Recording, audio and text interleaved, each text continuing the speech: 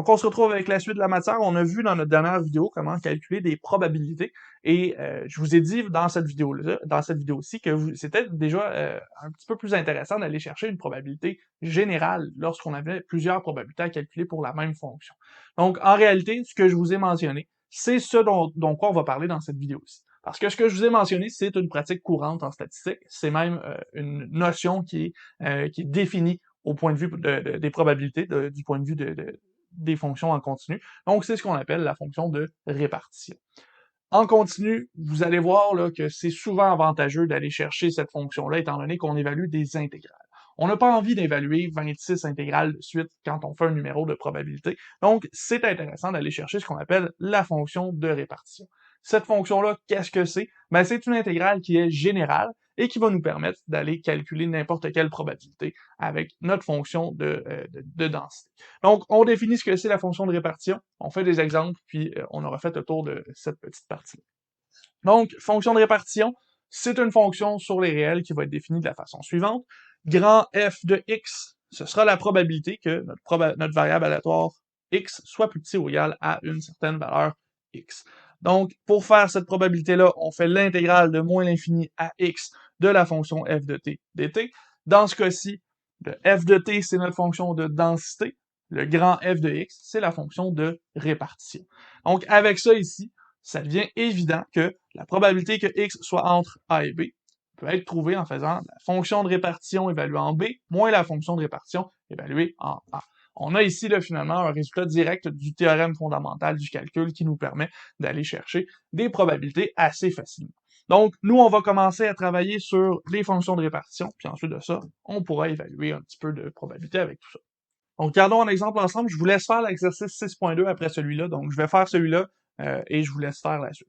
Ici, dans l'exercice 6.1, on se donne la variable aléatoire x qui suit une uniforme 1, 3. On la connaît, celle-là, on l'a vu pas mal. On sait que sa fonction de densité, c'est 1/2 lorsqu'on est entre 1 et 3 et 0 sinon partout ailleurs. Et à ce moment-ci, on va trouver sa fonction de répartition. Dans le cahier, je vous demande d'aller chercher le graphique aussi de la fonction de répartition. Moi, je vous laisse faire ça. Moi, je vais seulement faire la répartition ici. Donc, allons-y ici. Déjà, on va avoir à trouver la fonction répartition f de x. On se souvient que ça, c'est la probabilité que notre variable aléatoire soit plus petite ou égale à la variable x. Et ça se trouve à être l'intégrale de moins l'infini jusqu'à x, f de t dt.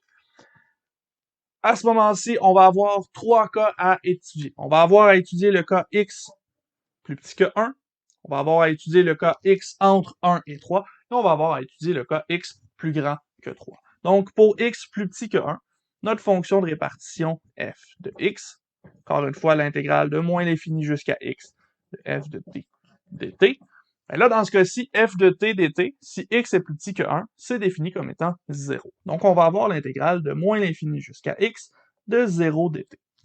Cette intégrale-là ici, ça donne 0. Donc, il n'y a pas vraiment de calcul à faire ici. Si x est plus petit que 1, notre fonction de répartition donne toujours 0.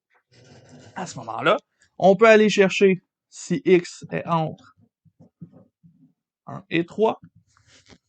Et là, ici, si x est entre 1 et 3, notre fonction de répartition nous donne l'intégrale de moins l'infini à x de f de t dt. Cette intégrale-là, on peut la séparer en deux maintenant, parce qu'on sait que x est plus grand ou égal à 1, donc on va avoir l'intégrale de moins l'infini jusqu'à 1 de f de t dt, plus l'intégrale de 1 jusqu'à x de f de t dt. À ce moment-ci, l'intégrale de moins l'infini à 1, ça devient l'intégrale de 0 dt, parce que notre fonction vaut 0 à cet endroit-ci. Et de l'autre côté, l'intégrale de 1 à x, ça devient l'intégrale de 1/2 dt.